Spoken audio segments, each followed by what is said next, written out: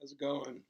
Just wanted to spend a couple minutes talking about the coverage and handling of the opioid epidemic in the the Democratic primary debate last Tuesday held in Ohio. Was watching it live and had a lot of thoughts and feelings, reactions, and thought, maybe I would share some of them in case other people echo the sentiments or disagree and want to engage on that basis, or whatever the case may be, might be useful to somebody. Everybody who knows me, and if you're watching this, I would assume there's a fair chance you know me, but maybe not. Maybe you stumbled upon this on the internet somehow. In which case, I'll preface everything that follows with the fact that I'm a Bernie Sanders voter. I'm a person of the far left. Sanders to me is the more reasonable, moderate iteration of my political program and beliefs. I don't consider him to be a radical leftist, but the greatest and most viable embodiment of those principles we've seen in a long time, and somebody that's truly built a multiracial working class coalition and movement. And I'm not really shopping for other candidates. I'm voting for Bernie Sanders in the primary and supporting him in the presidency. I like Elizabeth Warren, as a second choice, but just to preface everything that follows, I'm not watching these debates, hoping to be convinced or swayed, or shopping for candidates to support. I'm a Bernie Sanders voter, and if you want to know more about why, please, comment, reach out, talk to me about it. I'd be thrilled to engage with you and explain to you exactly why I think he is far and above the best candidate, far and above. Anyway, to the point. My ears perked up when I heard that they were talking about the opioid crisis, because it's, and I used that phrase, and air quoted it last time, which I do because I think, it's like a pigeonholed, like, specific way of talking about a more complex, multifaceted, and ongoing thing that has, its roots in the racist war on drugs, and has taken many shapes and forms that don't necessarily aren't represented by the narrow narrative that's furthered in the media, or that creates an archetype of a desirable or unfortunate or victimized drug user, that fell victim to the sad, reality of corporate malfeasance. Anyway, the question was put forward to Amy Klobuchar. They posed it in terms of her having solicited issues of greatest importance to her constituents or to voters in Ohio. And there was a question posed from a school teacher who said that Ohio was particularly hard hit by opioid use, and that a lot of her students had lost one or both parents to overdose, and what were the candidates going to do to address this issue. Specifically, she framed it in terms of the difficulty of accessing treatment and the struggling and fledgling rural economy, difficulty of accessing jobs in Ohio. Now, off the bat, everybody kind of sides, that is specifically what nobody addressed was, treatment and how, there is an integrative or a holistic reality upon which different seemingly discrete issues coalesce, that does not arise in a vacuum. It's part of our social and material conditions. It's related to, other difficulties. And I'm not making any specific claims, because I think all people that use substances, use opioids, have different motivations, different patterns, different results that come from that. But I liked the fact that the questioner specifically tied it to economic circumstances, and I do believe that good, fair, living wage jobs that provide health insurance and a sense of dignity, and give people a voice in the running and management of their workplace that are safe, maybe that are moving towards democratic control or employee ownership in the manner that Bernie Sanders has put forth, are the types of places where people will either be less inclined to develop a substance use disorder or will be inclined to use drugs perhaps in a more safe way, in a way that is out in the open, that isn't repressed and hidden, or that creates context where they're able to get treatment and access resources and social services. Anyway, Amy Klobuchar answered the question first.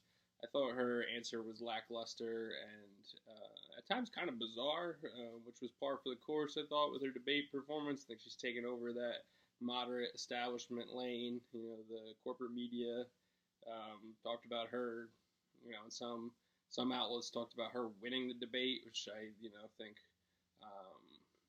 among people I respect and admire and look to for counsel and analysis of politics, and in my own watching was an asinine take. She didn't win shit, she was up there like I don't know, speaking to the CNN pundits and stuff, and to these imaginary people that love their health insurance, and I don't even know. I don't know who the Amy Klobuchar voter is. I don't, think anybody's claiming that they're out there in droves. It's polling pretty low. But in her answer, she, mentioned a few things specifically. I mean, right off the bat, she went to the accountability of corporate executives, which I think was the most frequent area of focus, and again, specifically was not how the question was framed. I think it's a safe answer. I think it's an answer that might have been profound or more reasonable to center or, to figure prominently in your handling of this issue in 2004, 2005, 2006. In 2019, for that to be, you're leading with corporate accountability and, suing Purdue Pharma, it's lackluster. It's, it's non-controversial. It's playing it safe. And, I don't know, most of us watching it that are interested in criminal justice reform, that see that there's a two-tiered justice system in the United States, that have seen what the legacy of corporate accountability for malfeasance and victimization of communities has been. I'm not going to hang my hat on that. Purdue Pharma paid that historical, unprecedented $600 million fine, which Andrew Yang mentioned, and I'll get to him in a minute. And it's, we all know, it's a drop in the bucket. It's chump change to Purdue Pharmaceutical. So, I don't want to write that issue off completely or say that I don't believe in corporate accountability. I do. In theory, absolutely. I mean, if we wanted to get theoretical and idealistic, I believe in restorative justice. I think not only, if people are going to be incarcerated, I think the Sackler family and, heads of Purdue and other pharmaceutical companies that made massive profits off of people's misery should be incarcerated if anybody's going to be incarcerated. I also believe that instead of just paying a fine, they should be seeking to restore the harm that they've done. They should be funding treatment. They should be, accountable to people who are using drugs, who have an opioid use disorder, to the families who have lost loved ones. They should be, forced to sit down at a table with such people, with people who are actively using drugs, with people who are in recovery, with people who have lost sons, daughters, brothers, sisters, and hear from them directly. And, instead of paying a fine, they should take steps to, restore and repair the harm they've done. Do I think that's going to happen tomorrow in the context of our two-tier justice system?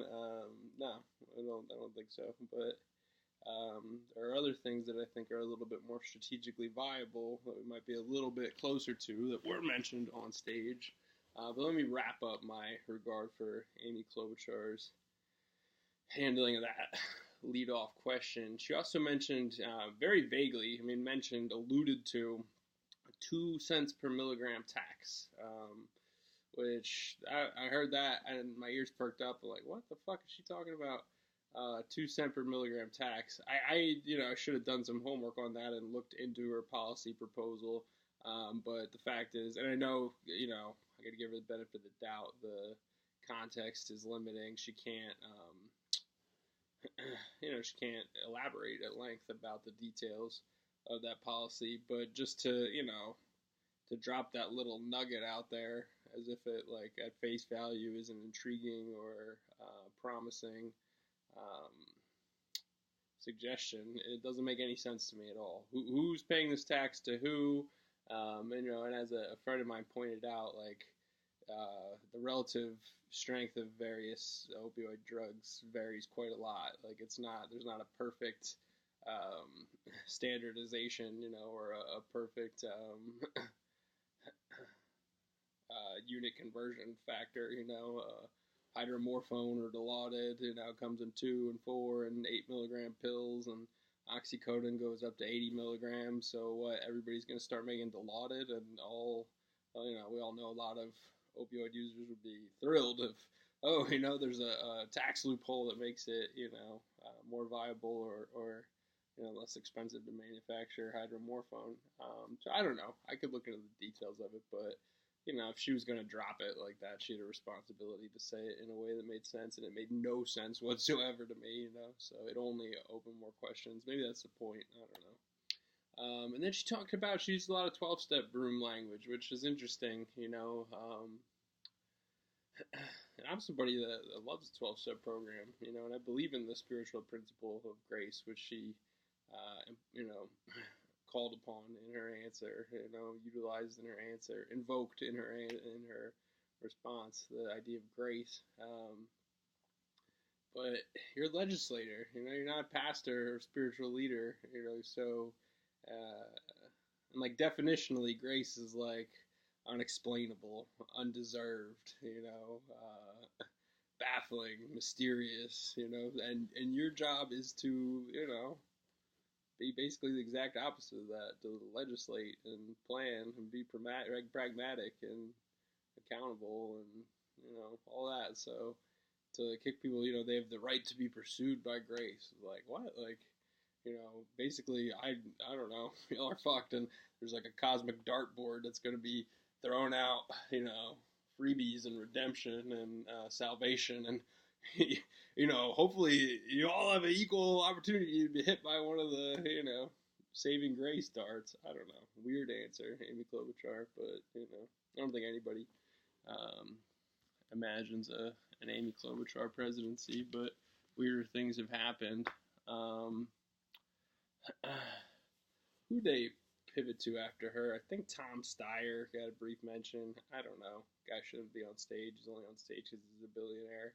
Handled it the same way. I don't think he said anything else noteworthy other than the corporate accountability thing. And then my man Andrew Yang really surprised me, As I said off the bat, I'm a Bernie Sanders voter. It's not changing. I'm not, on the market for a new candidate. I have mixed feelings about Andrew Yang. I do think some of his messaging is refreshing. I think he's a little bit preoccupied with UBI and talks about the economy in a way that removes human agency completely, which, to some degree is fair. Like, we don't have a particularly responsive culture or responsive institutions, not very democratic institutions. Change can be pretty slow in a lot of ways, but anyway, I'm getting off track. I'm just not a big Andrew Yang fan in general, even though I do find some things about him refreshing. I think he's got this weird internet cohort of libertarians and disgruntled ex-Trumpers and like the 6 people on 4chan that aren't outright incels or white nationalists, if there are such people. I don't know. I don't really fuck with that world, basically. I don't know that much about it, but that's my impressions. But I hope he starts to further this message, that the things he talked about were on point. He was the only person out there that mentioned safe consumption sites. He was the first to bring decriminalization to the table, and was the only one that was completely unequivocal on it, even though Beto and Julian Castro kind of like echoed him on that. I don't know whether they would have brought it out unprompted. So Andrew Yang hit decriminalization of all drugs, opioids in particular, safe consumption sites, syringe exchange programs, need for better treatment. He did kind of roll in the corporate accountability piece and weave it into that message, but he hit on, the things that I think are important, evidence-based, documented, viable, for implementation to varying degrees depending on the context. So props are due. Andrew Yang, there's a finger gun there, guy. I'm not gonna vote for you. Maybe I shouldn't even say that. Whatever. I'm just making this video for fun, but he was on point, and he rolled that right over. I think maybe Beto followed him and kind of just tried to I think take some of his momentum and throw himself in line with that without explicitly stating the more controversial or more radical pieces of the equation. It was like, yeah, I agree. But then he had this thing about a veteran who, it was like a weird mashup of the appeal to innocent little Johnny that got hurt at football practice and ended up hooked on Percocets, and through weird series of events that he bore no responsibility for and nobody could quite explain, ended up on heroin and yada yada. It was like that with like a veteran, which is always close to people's heart and relatable, and I don't know. He said whatever. I shouldn't even have gave it all that lead in because it wasn't really thought through. So just ignore that. But he told a story about a veteran who ended up using heroin because they'd been given prescription opioids through the VA, and wouldn't it be great if they could be prescribed marijuana instead through the VA? Which I don't know. It's like, I don't know. There's a lot of assumptions that I think bear parsing out. Is the analgesic value of cannabis the same as that as opioids? And is that what this person wanted, or is that medically advised for his situation? I obviously support the decriminalization of cannabis. We've come a long way in access to medical cannabis. I don't, use it myself, but I hear good reports and I'm fully on board. But it's just a weird thing to say, probably overly idealistic and kind of really saturated in the notion that the problem is a problem of drugs and their specific chemical and pharmacological actions. Cannabis is a good drug, opioids are bad drugs, more good drugs, less bad drugs, yeah. I don't know, I don't buy that. Kamala Harris, goddamn. She, of all people, I guess she really relishes her role as the tough prosecutor, because she said, I'm going to put pharmaceutical executives in prison. Of course, she didn't name anybody specifically that I remember. I might be wrong about that. But of all people to specifically make that promise, she's probably the last person on that stage, I would believe. Just because, as far as I know, she's never taken responsibility or apologized for her lackluster and less than progressive legacy as a prosecutor. There's just abundant evidence to the contrary. You have built a political career on, not prosecuting or holding accountable people in power, wealthy people. You declined to prosecute Stephen Mnuchin for his, I believe the quote was violating the law over 1,000 times in his role as a banking executive at Key One or whatever the name of the bank was in your state. PG&E, a company that's been in the headlines recently, had a gas line explosion that resulted in 8 deaths. As far as I know, you didn't prosecute anybody for that. On the wrong side of paying people who worked as emergency firefighters fighting wildfires, who were in the custody of the Department of Corrections, a fair wage. Some of them were paid $1 an hour while you were Attorney General of California. Solitary confinement, 3 strikes. So I don't buy it. It was a real opportunity for you to step into your assumed role and position as a tough progressive prosecutor. You're gonna put pharmaceutical executives in prison. But like I said at the beginning, I support it. It's not my #1 priority. Andrew Yang touched on some of the things I think are most important and have the most power to heal and change minds and hearts. I think people's minds and hearts will change when the societal conditions, social reality, material reality around drug use starts to change, and people see people not living the chaotic, symptomatic, insufferable lives that drug use within the context of prohibition often entails. And I think there's a lot of measures that we can put into place to start that process. And maybe the redemption and healing, or change in attitudes about who is susceptible to that type of accountability, who can end up in prison, would be a big step in that direction. And maybe I'll be eating my words. Maybe Kamala Harris will prosecute those cases, but I don't know. And then of course my man Bernie, they kind of wanted to cut the issue and drop a little whatever ageist interrogation of his health status into there. No, it's fair to ask. It's important and relevant. The man had a heart attack a few weeks before, but appeared as vital and energetic as ever on that stage, and had a killer night overall in the debate, I thought. So he was kind of fighting against their moderation to be like, no, I want in on this, I want in. And they're like, but you're hell, yeah. So a little back and forth. And he pretty much, stuck to his narrative of, the furthering the idea that, he's the one with the legacy and integrity and, movement behind him, and, lack of compounding or competing influences or allegiances or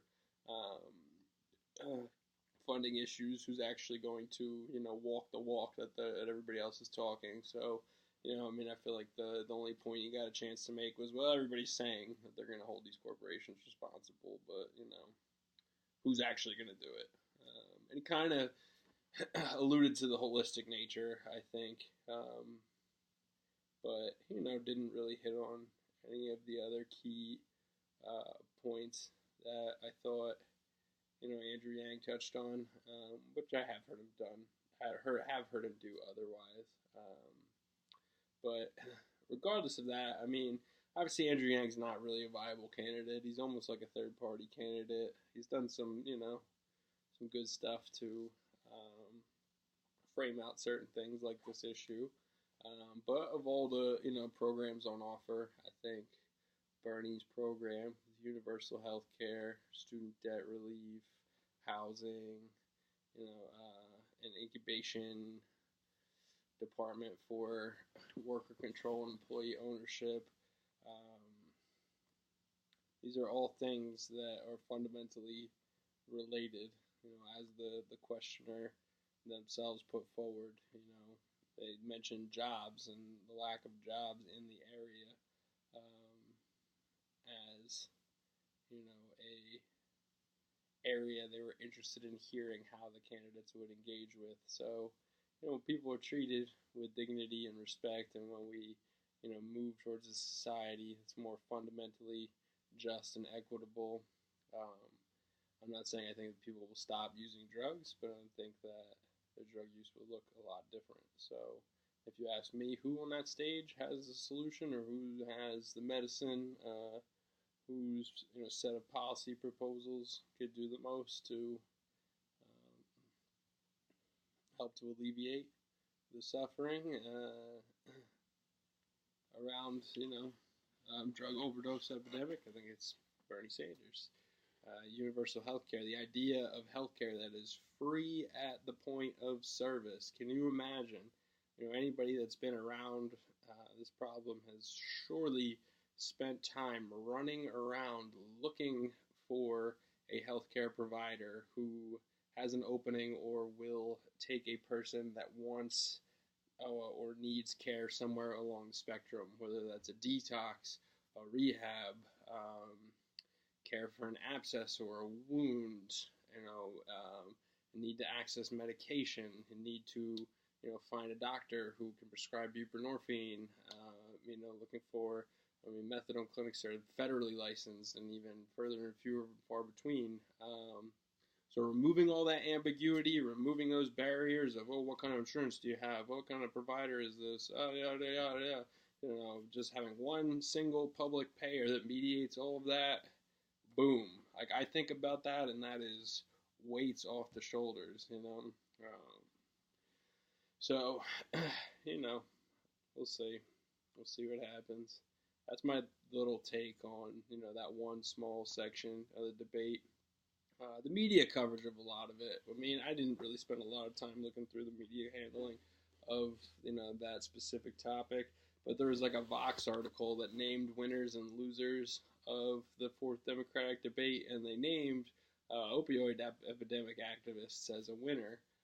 And then in their little blurb about it, they didn't even mention the things that Andrew Yang brought up. They didn't mention safe consumption sites. They didn't mention, syringe exchange programs. They did say that they wanted to hear more about, treatment and oversight and standards for what constitutes good addiction treatment, which I agree with. But I don't know, it's par for the course for Vox Media. Vox, when I think about Vox, I think about, a media outlet that consistently puts out headlines that get my attention that bore me when I click on them. That is Vox in a nutshell. I'm like, oh, cool.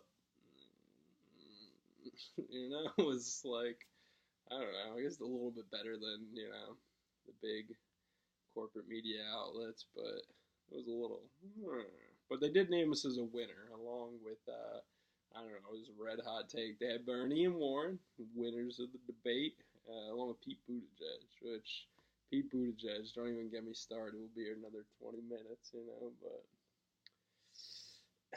not feeling it. Anyway, love y'all. Thank you for the probably, nobody that watched this whole video.